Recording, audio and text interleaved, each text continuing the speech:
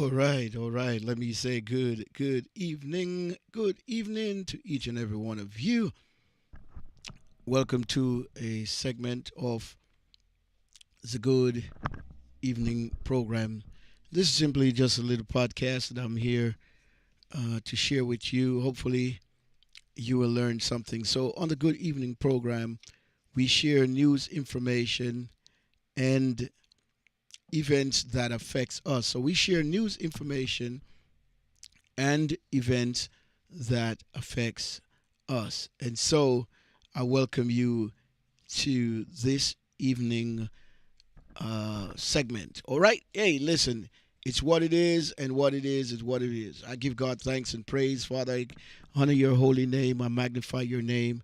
And I thank you, Lord, for all that you have done and all that you are doing, even in the midst of us, in the midst of it all, in the midst of all that we are facing and all that we are going through. Father, I give you thanks. I give you praise. I give you glory. Bless your holy name. All right, so where shall I start from? Where can I start from? Where should I start? Well, first of all, let me start by um, giving praise and giving um, acknowledgement to all the first responders, all those who responded to the California fires, all the fires that took place in California. Um, it's been hard for those in California, and I want to commend the firefighters. I want to commend all those who actually worked on that uh, massive fire. You should say the fire uh, took place in areas that no one expected it to. And not going to go into the cause of the fire, but at least six different locations fire started or fire was ravaging throughout the state of California. Nevertheless, I believe most of it is contained. If we are not, if I'm not mistaken, uh, more than 65, maybe 75% of it is contained by now. And, the reports that we have gotten so far is that at least 46,000 emergency responses. They have over 46,000 emergency response to that incident there in California. Um, at least they're reporting at least 312 wildfires. At least 57,000 acres were burned. Over 57,000 acres were burned. Wow, that's a lot. That is a lot. All right. So, mm, all right. 28 facilities, primarily pending um, coroner confirmation. A matter of fact, when we looked on the news and we heard in the news, we understood over 1,000 homes were lost. Over 1,000 homes were destroyed completely. Nevertheless, we are glorifying God. The death toll was small. However, we are thankful for those who have survived, those who are alive to talk about it. Um, we are praying for you guys. You are in our prayers. It's very hard and traumatic for a lot of you. The children have been traumatized. The seniors have been traumatized. Many had to leave their homes at a short space of notice, and many are now been able to go back in or go to their site or to their location and look at what's left. Site, they try to sift through whatever is left, whatever they can find. um, Many things were burned on to unrecognition. Many things I saw in the news a video of a car that was actually sitting in a driveway and it was still intact. It didn't burn. It didn't get burned up, so to speak, but the house burned. Burned to ashes. Um, in the rubbles, they can find, uh, you know, maybe a few items. So it's just crazy. And now, currently, we heard of rain coming to the area, and now they will be looking at mudslides. So, following the fire incidents in December, we are looking now in January for uh, another incident which would involve mudslide. So rainfall is expected to hit the area, and we are just praying that the damage will not be severe. So let me share a few information with you from this here source, current emergency incidents platform. All right, this is a California current emergency incidents platform, and they have reported, you know, in their documentation, currently active incidents, Palisade Fire in Los Angeles, 23,000 acres, over about 95% now contained. Fire is now 95% contained. Ecton Fire, Los Angeles area, as of January 7th, 14,000 acres were destroyed, and it's 99% contained about now. Huge fires, huge fire, Los Angeles area as of January 22nd. They had at least 10,000 acres. All right, so 98% fire contained. So the fire is about 98% contained as we speak. Probably as we speak today, probably 99% contained by now. So Border 2 fire, San Diego as of January 23rd, 6,000 acres and 74% contained. And so we are grateful for the uh, first responders, the firefighters who work relentlessly day and night to contain this fire and bring it under.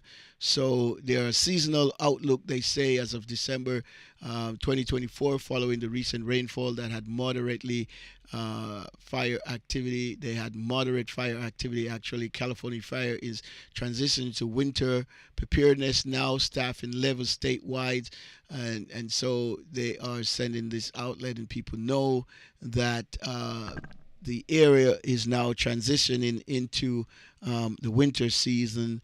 And a matter of fact, the winter season bring somewhat cool air, and that will help with the fire containing. That will help with containing the fire, actually. So um,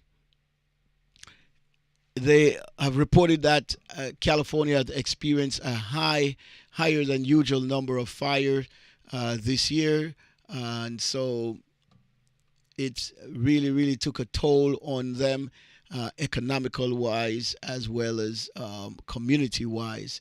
And so a lot of the communities were burned to ashes, and they have to rebuild now. So I believe within the next coming month or so, they will be rebuilding, or assessing what they can rebuild and where they can rebuild. As we speak, there are many people who were not able to afford fire insurance or home insurance, and so they are struggling as of now because they were not able to ascertain um, certain type of coverage for their homes. And home insurance is very important to have, but when you cannot afford it, that's another problem. And so many never expected this to happen to them, and now they find themselves in a very predicament situation. They find themselves in a bad situation because they have lost everything and no way to replace it. With insurance, if your home is insured, depending on what kind of insurance you have, they will cover, if not all of the loss of the home. Some insurance will cover half, some three quarters. Some insurance will cover at least 99.9%, and 1% would not. And some insurance will cover the entire property, what you have on property, what you have around your property in terms of in the yard and so forth. Insurance would cover it, and it will cover all your loss and actually build your home again from scratch. Many were not fortunate enough to have that kind of insurance, and so right now they are without hope of building on that same spot. As we have heard, FEMA, which would come in and help a lot of these folks, the new administration has kicked FEMA to the curve. In other words, FEMA has received a blow, and hopefully FEMA will be back up and running again if someone, the other branches of government might step in and say, no, you can't totally get rid of FEMA, then FEMA would be up and running again. But according to the new administration in the White House, the classification of FEMA, according to the head who's running the White House, FEMA was a disaster in his eyes. However, FEMA was still helping folks, and we know FEMA was not perfect. FEMA was bad in terms of certain response and helping certain people in certain areas. In terms of timely response, we know FEMA was not 100%, on point or on target, but nevertheless, FEMA was still beneficial. So with that said, we are now experiencing a new administration, and lots of things are happening with the new administration. As many of you have heard in the news, or many of you have been listening to the news, you understand a lot of what's going down, all right? A lot of executive order. And so we understand the immigration mass deportation is going on in various states and various cities across the United States. And we know, as a matter of fact, I'm in New York, but New York is seeing some form of activity, but not great amount of activity. But there are activity in New York, and as I speak, news is being shared on the various local TV channels where ICE has been receiving help from the NYPD in terms of removing criminals from off the street or removing criminals from the city. So NYPD, according to Mayor Adams, they are assisting in identifying some of the criminals or some of the persons who have been perpetrating or who have been committing crimes, or who have been accused allegedly of committing certain type of crimes. So they, in terms, are being apprehended with the aid of the New York City Police Department and so forth. On top of that, we notice a lot of folks are having workshops in terms of know your rights. There are a lot of workshops popping up throughout. Please be careful that you are not being scammed. There are a lot of workshops popping up out there, and the workshops are in place to help the immigrants know their rights, and not only immigrants, non-citizens know your rights. So we have what we call immigrants that are illegal, and we have immigrants that are still waiting for their status to be adjusted, and they can get caught up in all of this as well. So they are having various workshops Know Your Rights. All right. Workshops are being offered by, let me see, a lot of different departments. Um, you have uh, departments such as a faith based, which is part of the City of New York initiative, or part of the City of New York uh, programs to help people, immigrants, to give you some form of comfort or some forms of information as to where you can go and get help. So I'm not going to go a lot into a lot of these programs here today, but I'm going to try to share some of these with you, where they are having the information, or where they're giving out the information. A matter of fact, most of the information, or most of the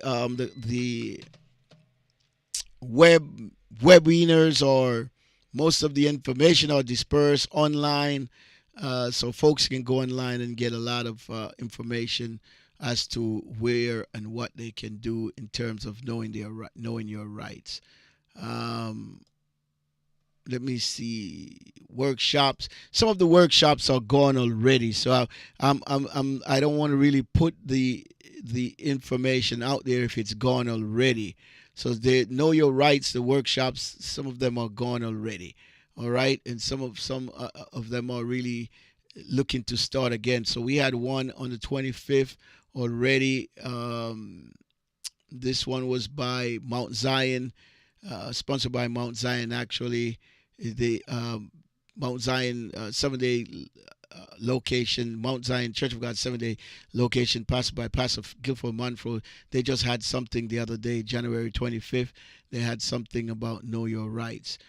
So there are more places will be sharing. So I really don't want to.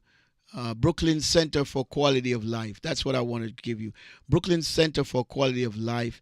I want to give you that information that they have been sponsoring Know Your Rights programs, or what do you call it, seminars, or looking for the right word, but it's not coming up right yet. Looking for the right word, but it's not flowing yet in my brain. So I'm gonna leave that alone. Let's see what else I have that I can share with you from my end in terms of these programs out there. Okay, I want to share with you something from the Black Alliance. We want to get into that, but before I get into that, let me see what else I can find concerning Know Your Rights. But most of these workshops are gone already, so I'm not going to really go over that. All right. Okay, so let's me move on from that and not ponder that too much. I was out on the road. I believe it was Saturday or Sunday, and a matter of fact, even yesterday. So let's start with Saturday, Sunday. Most of the stores that I know in the community are shut down, gone. People are running right now for fear. People are in hiding right now. A lot of folks who immigration status is not, 100%. They are in hiding right now because of the new administration. I went out on the road just the other day to buy some stuff, and a lot of shops that I noticed were run by immigrants. They're shut down. Schools, as I drove around Monday, schools were open, but attendance were very low, and we're talking about Long Island area. I am not saying that throughout the city attendance was very low. I don't know that information, but I know Mayor Adams will eventually put out that information about the attendance of students within the New York City school system. But I know in Long Island, in my area, in my community, A lot of the schools had low attendance. They might not admit it. I'll be honest with you, as I sit here and speak, um, these politicians will just really simply want to put out the best numbers out there, but some of them are transparent enough to give you the real numbers. However, with that said, by observation in the local community, a lot of the students did not turn out to school because their parents are in hiding. As we heard in the news today on many of the news stations, a gentleman in New Jersey, he dropped his child off at school and ICE apprehended him. That's it. Okay, someone else has to come and pick up that child from school. Who knows who the child has at home that will come and pick up the child from school? What will happen to the child if the child has no one to pick them pick he or she up? What will happen to that child? That child will end up where? All right, so that has to take, you got to take that in consideration. So most parents are staying home, staying in hiding, while the students that they sent to school, they won't send them to school because the student they are sending to school still does not have all the necessary papers, and they are afraid. So we are experiencing that now. Hopefully, as time goes by, things will change and people will feel more comfortable as the information passed around where know your rights and they know that they have rights when they are apprehended. All right, so let's look at what's going on also in the federal news. In the federal news, some stuff has taken place where, let me see if I can get this up. Wow. All right, so we know here there are some events that have taken place recently. Federal Executive Forum, Cybersecurity for Defense and Homeland Progress and Best Practice 2025 have an event coming up. But basically, what I want to share with you is the cuts or the block that the new administration has put on federal grants and federal loans. There's a pause on federal loans and federal grants. Those who have been receiving federal loans and federal grants, there's a pause on that right now as we speak. Also, the workforce for the federal workforce has been has been affected by the new administration. So a lot of stuff has been canceled, and a lot of agencies are running here and there, trying to scramble to see what they can do. All right, so workforce, federal workforce have been affected because there are some changes been taking place. All right, what are the changes that have been taking place? All right, so let's look at. All right, so with the first few days of the administration marked by a slew of actions that affected that affect the federal government. So, Federal News Network team has reported some stuff, and this team here, with their experts, has put out some information to help folks as they try to maneuver through the changes that are taking place right now. So there are massive changes within the federal workforce. So, alrighty, I'm not gonna play any video right now as of today, but I'm just gonna simply share some facts with y'all. So, we know it's gonna be hard for a lot of people. I was reading some of these things earlier, and I see where those who worked at the Pentagon and those who work in certain military departments, and if folks there were employed under certain acts, they are now finding themselves being put on notice that they will be released from their duties because they are not um, consider. What I'm trying to say is that the administration said there is only male and female, and if you are a trans or if you have received some form of um, change of sexual identity and so forth, you're gonna get the boots. That's basically what I'm saying. All right. So that's on the federal level. Okay.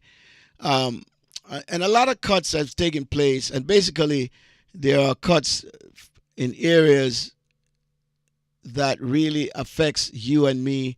However, the cuts is simply quote unquote to help build or help to complete the border walls. Basically, that's number one. We also hear in the news how many people have been deported already. Over thousands of people have been deported already since the weekend started. We heard that in the news.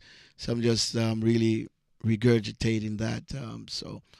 All right, now I want to take you to another area of immigration policies.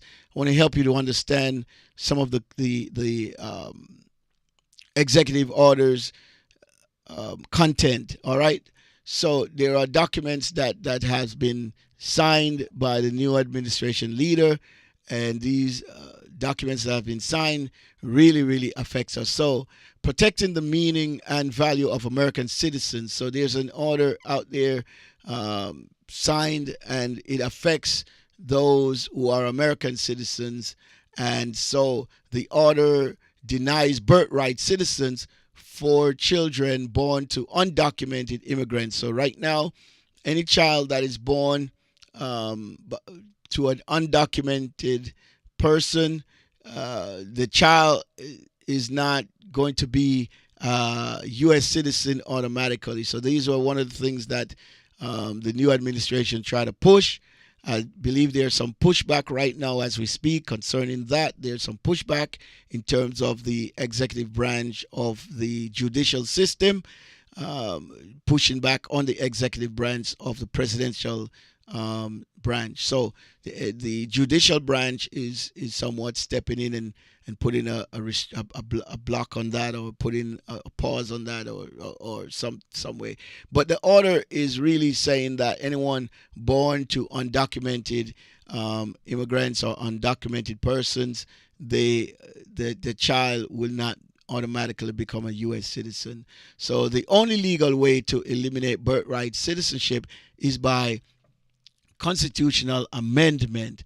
So even though this executive order has been signed, it cannot go forward, or it cannot be enforced unless the constitutional unless the constitution is amended, basically. All right. So therefore, the sole purpose of this policy is basically to spread fear and sow chaos in the immigrant community. All right. So basically, that's what the Black Alliance information page is saying. Okay. So that's their conclusion right there. And by right, they got a point. Yes, it is sowing chaos.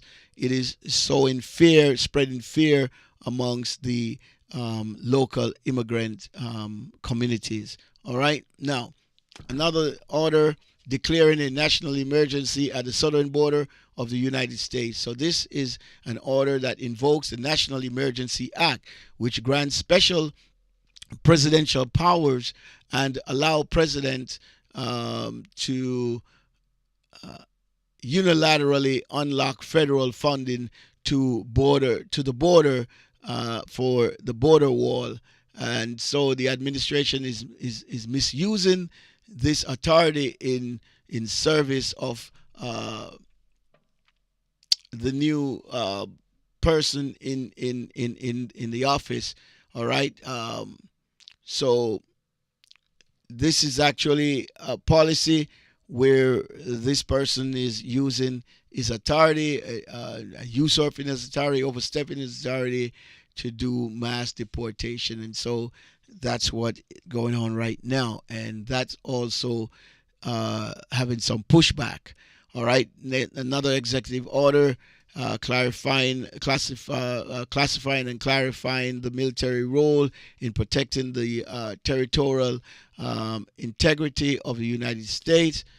So this order seeks to expand the role of the military to include U.S. southern border security and enforcement by declaring a state of emergency.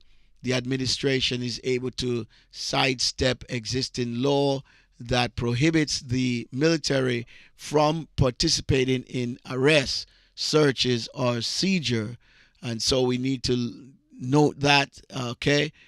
We need to note that there are limitations because of the way the law is set up and the Constitution. It limits the use of military force or military personnel in terms of arresting and search and seizure of people, even if they are not citizens. All right, so another one is executive orders that was signed involve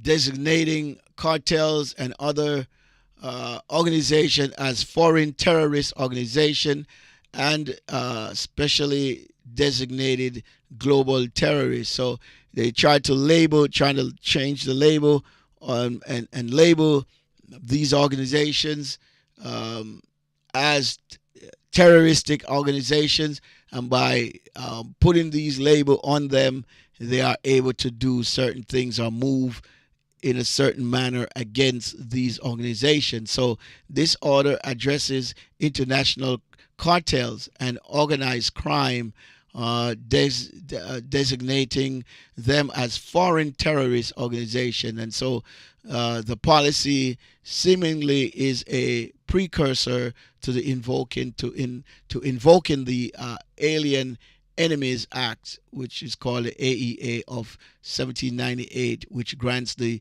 president authority to detain and deport foreign nationals without due process. So this here executive order is trying to deport organizations or people that are on the soil of the United States. By labeling them as terrorists, you are able to deport them without due process. A lot of people that has been swept up already by ICE have been deported without due process. So this is what's going on right now. They are sidestepping the court, sidestepping people who are waiting to have a court date to hear if they are granted asylum or not, if they are granted permission to stay on the United States, to stay in the United States. There are people waiting for that, and so if they take you, they can ship you out without you having due process. So this is what this executive order is in place to do. All right, and that's why he said there'll be mass deportation as never before. And so a lot of the executive order is to sidestep the Constitution and to sidestep the court and to move forward with force, with aggression, and without due process. So you make your call right there if that is right or not. Protecting the American people against invasion. So there's another executive order signed to protect the American people against invasion. Invasion of what? The executive order calls for the maximal enforcement of immigration law and the prioritization of efforts to expand prioritization of efforts to expand detention and deportation. It creates systematic hurdles, heightened the risk of detentions and deportation, and increases ICE and CBP partnerships with local law enforcement. So this is saying that the executive order is giving the ICE and the CBP the authority to partnership with each other and to work with local law enforcement. Basically, that's what this is doing. So it's expanding the authorization. It's expanding the efforts of the mass deportation to go. In other words, it is there to help the ICE and other organizations to work together to bring about this mass deportation with very little pushback from the local authorities. That's basically what that is there for. All right, so protecting the United States from foreign terrorists and other national security and public safety threats. So all these executive order is really geared at giving the administration the authority to do the mass deportation. So this executive order now, this aims to restore and expand the travel ban policies of the first administration. So when this current administration was in power, so to speak, or they were leading, I think was it 2017? Well, whatever. I'm not going whatever year it was, but 2017, 18, 19. Yeah, I think he started whenever he started. But anyway, there was a ban. There was a ban, and so that first ban expired. Now he's in power again, and there's a new ban coming into place.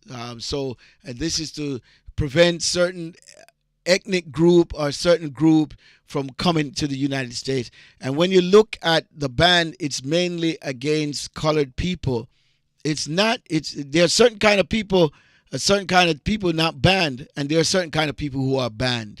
All right, and they try to say that this is to protect the United States because the terrorist threats and threat to the public and so forth and so forth. So this ban is in place to prevent these people, especially the Muslims. So the travel ban from the first time this person was in office was basically against the Muslim. Here he's back in office, and once again the ban is against Muslim and other African origin of black population.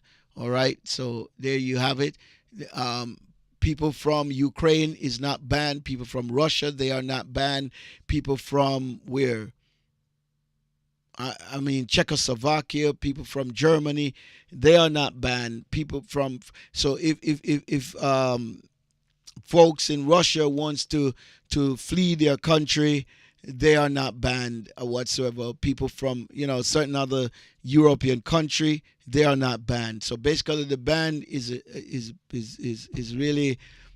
I'll leave it right there. Okay, you make your call. All right. So securing our borders. Another executive order is to secure the borders of the United States, and this order is stated to enhance border infrastructure such as border wall and surveillance system to prevent illegal entry. A physical border wall is expensive and ineffective. However, it will further prioritize the detention and expedite removal of immigrants at the southern border without regard to their right to due process and right seeking asylum. So that is to override all of that. So this executive order is to override those people and to stop them from coming in.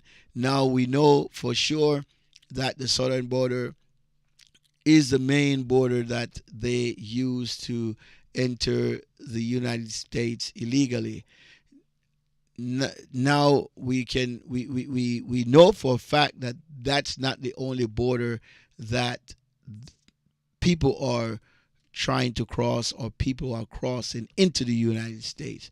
people are crossing into the United States illegally in many other borders, but this is the main border where the mass droves of people are coming through and getting into the United States. So the executive order is to put a stop to that. And so, all right. Now, another executive order restoring the death penalty and protecting public safety. And so here we go again. The death penalty um, is at play here. All right. In my next segment, I'll probably go a little bit more into some details on concerning the content of these executive orders. So the order includes the use of capital punishment as a weapon to deter migrants from coming to the United States. So the goal here and the target here is migrants. This order is discriminatory and a clear attempt to conflict, a clear attempt to conflate immigrants and criminality, while further criminalizing them by subjecting undocumented immigrants to heightened punishment on the basis of their illegal or their legal status. So, in other words, the person entered the country illegally, and they want to impose the death penalty on them. So more of maybe there are more detail concerning this. Is it that the person is a criminal that came? How do you know that the person is guilty or not guilty of the crime that they are accused of? And so you want to execute them, or you want to punish them by death because they crossed the border illegally. So all that stipulation is there. Maybe in my next segment I can break that down some more by going into details what the content of it. I'm not sure who's listening now, but we will get into the nitty gritty of that another time.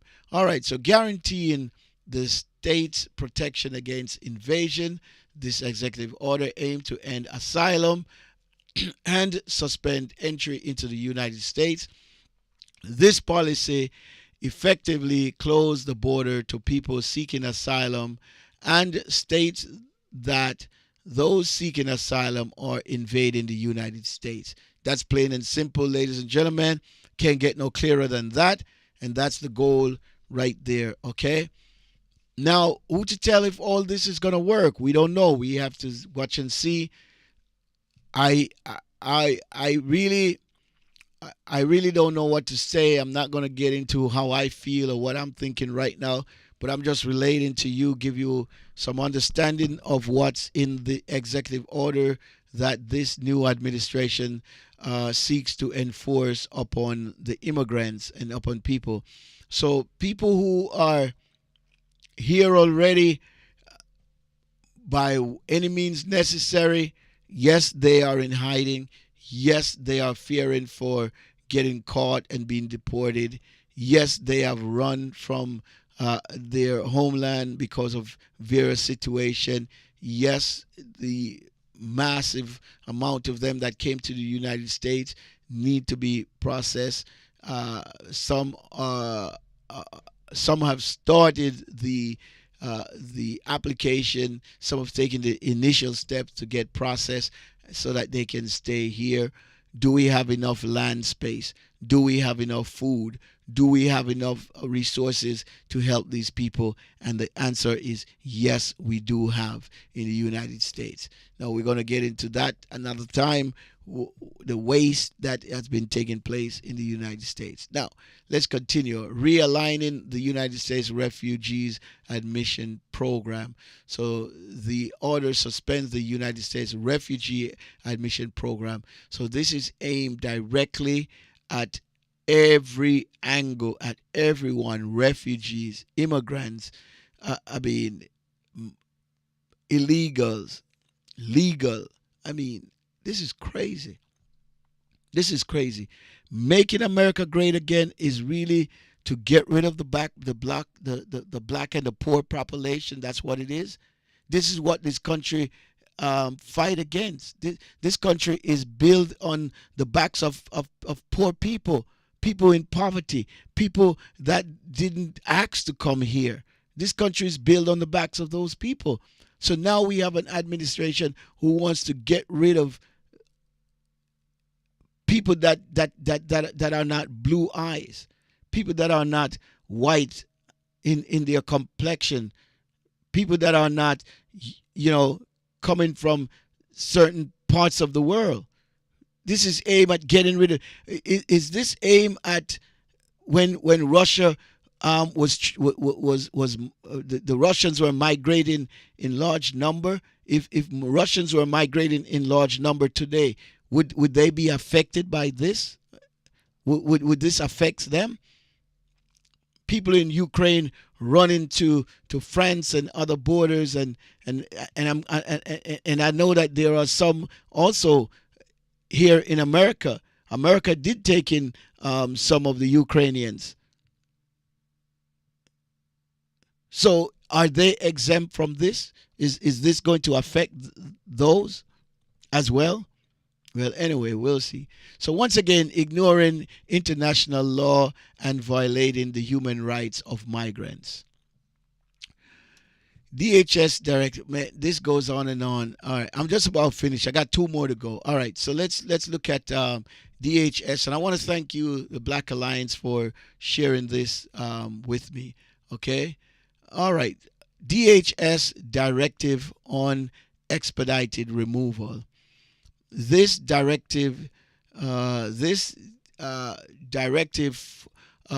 from the Department of Homeland Security expands the use of expedited removal. So this, they are saying, gives the Department of Homeland Security the authority to do expedite removal, quick removal, okay, quick removal, speedy removal, even removal without due process. This directive aims to fast-track deportations and skip any forms of due process, a blunt violation of international law and human rights again. It doesn't care.